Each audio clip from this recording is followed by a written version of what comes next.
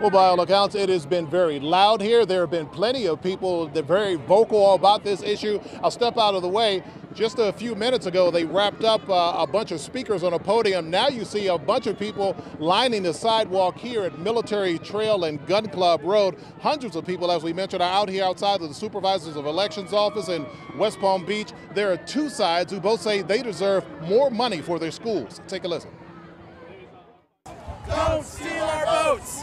Don't steal our votes! Equal rights! Equal funding! Equal rights! Equal funding!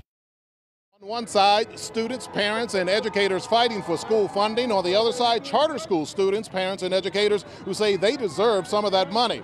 Now, back in November, 72% of the voters in Palm Beach County approved a referendum that would increase local taxes to help fund public schools for things like supplemental pay for teachers, security at schools, and funding for arts programs. The language from that referendum does not include charter schools, but there now is a bill working its way through the state legislature. It is passed to the House. Now, if it becomes law, the Palm Beach County School District will have to share some of that money with charter schools. We're talking about millions of dollars. People on both sides of this issue share their thoughts.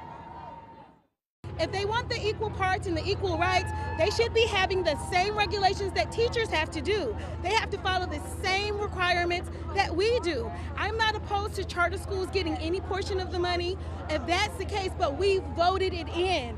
They need to treat us equally. We are a public school, just like the other schools are, and everybody should be equally, not discriminating us, and we're tired of this. Now, with the referendum, Palm Beach County schools will get about $200 million a year over the course of 4 years. But if the House passed and that becomes law, it's estimated that they would have to share around $22 million of that money a year with charter schools. For it to become a law, it would have to clear the Senate, and the governor would have to sign off on it. Still very busy and active here out of the scene. A lot of teachers, educators are lining the sidewalks, spreading their message to people who are passing by. We're live at West Palm Beach. Ted White, WPBF 25 News.